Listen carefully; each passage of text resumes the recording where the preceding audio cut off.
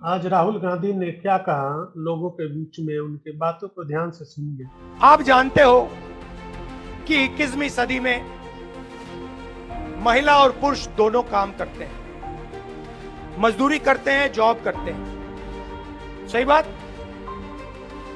सही बात। यस, बाहर जो काम करते हैं 8 घंटा 10 घंटा, महिला और पुरुष दोनों करते हैं। उनके लिए उनको पैसा मिलता है, सैलरी मिलती है, कॉम्पनसेशन मिलता है। मगर सच्चाई है, और शायद ये पुरुषों को अच्छी ना लगे बात, सच्चाई ये है कि अगर आप 8 घंटा काम करते हो, 10 घंटा काम करते हो, तो हिंदुस्तान की महिलाएं 16 घंटे 18 घंटा काम करती हैं। और जो घर में काम करती हैं, खाना पकाती हैं, देश के भविष्य की देखभाल करती हैं, बच्चों की देखभाल करती हैं, उस 8-10 घंटे काम के लिए उनको 1 रुपया नहीं मिलता है और कभी नहीं मिला है। देखा, ये जो पुरुष हैं, इन्होंने ताली इतनी जोरों से नहीं बजाई। इसको जोर से बजाइए, ये सच्चाई है, इसको छुपाया नहीं जा सकता है, ये हर घर जानता है। तो हम महालक्ष्मी योजना ला रहे हैं।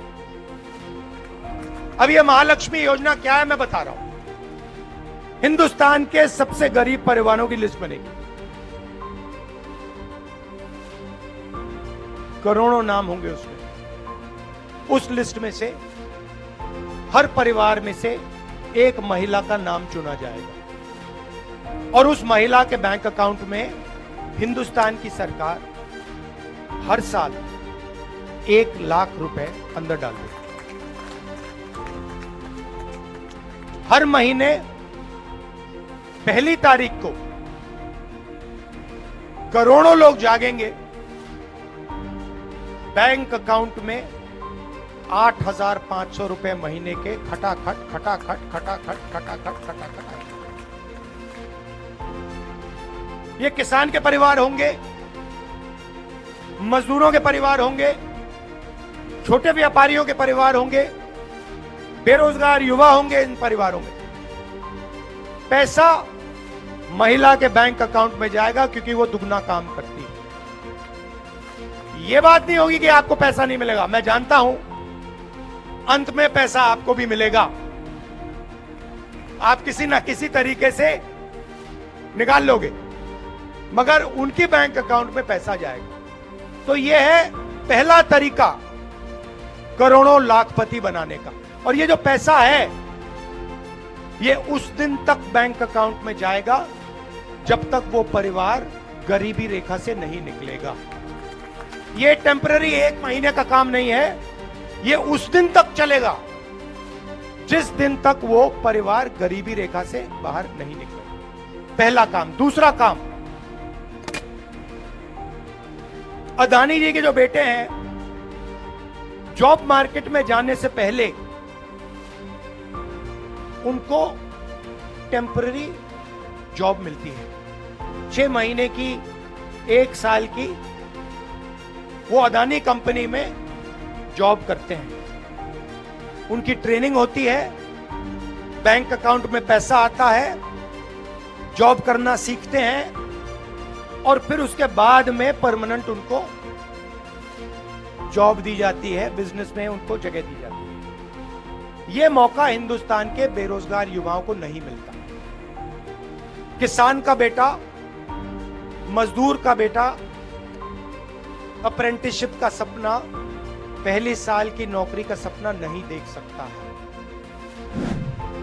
तो हमारी दूसरी योजना, जिसको हमने नाम दिया है पहली नौकरी पक्की। जैसे मनरेगा में अधिकार देते थे, रोजगार का अधिकार, वैसे ही यह अधिकार हिंदुस्तान के हर ग्रेजुएट को, कॉलेज यूनिवर्सिटी ग्रेजुएट को और डिप्लोमा होल्डर को मिलेगा। कोई भी बेरोजगार युवा सरकार से 1 साल की अप्रेंटिसशिप मांग सकेगा, और सरकार को गारंटी करके उसको 1 साल की नौकरी देनी ही पड़ेगी। नौकरी कहां होगी? प्राइवेट सेक्टर में होगी, पब्लिक सेक्टर में होगी, सरकारी अस्पतालों में होगी, सरकारी ऑफिसेज में होगी, सरकारी कॉलेजेस यूनिवर्सिटीज में होगी, और करोड़ों युवाओं को साल का 1 लाख रुपया, महीने का 8,500 रुपया और 1 साल की टॉप ऑफ लाइन ट्रेनिंग मिलेगी। और उसके बाद हिंदुस्तान को एक ट्रेंड वर्कफोर्स इस योजना के माध्यम से मिलेगी। तो एक प्रकार से जॉब मार्केट में अंदर जाने का यह तरीका है। जो दीवार नरेंद्र मोदी जी ने बना रखी है, उस दीवार को तोड़ने का तरीका हमारा पहले नौकरी पक्की स्कीम।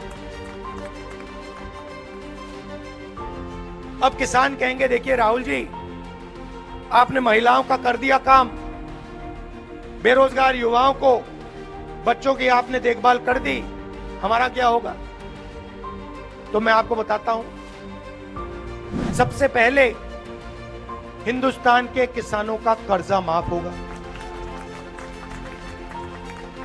और जो आप मांग रहे हो, जिस चीज के लिए आप हिंदुस्तान के किसान लड़ रहे हैं, कानूनी MSP, minimum support price, Hindustan के किसानों के लिए हम लीगल गारंटी देके कर रहे हैं। मजदूर कहेंगे, भैया किसानों का काम कर दिया, हमारा क्या होगा? आजकल मनरेगा 250 रुपए मिलते हैं, मनरेगा में हम 400 रुपए मजदूरों को देते हैं। आंगनवाड़ी और आशा बहनें जो हैं, उनकी आमदनी हम दुगनी करने जा रहे हैं। तो ये करेक्शन करने की जरूरत है। जो नरेंद्र मोदी जी ने पिछले 10 साल किया, चुने हुए लोगों को फायदा पहुंचाया, मदद करी, पूरा धन उन्हीं लोगों को दे दिया।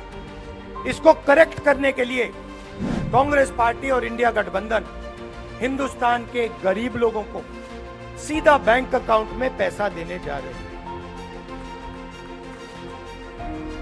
2-3 चीज मैं आपसे और कहना चाहता हूं। देखिए, हिंदुस्तान का युवा जब सेना में जाता है, देशभक्ति की भावना से जाता है, बॉर्डर पे खड़ा होता है,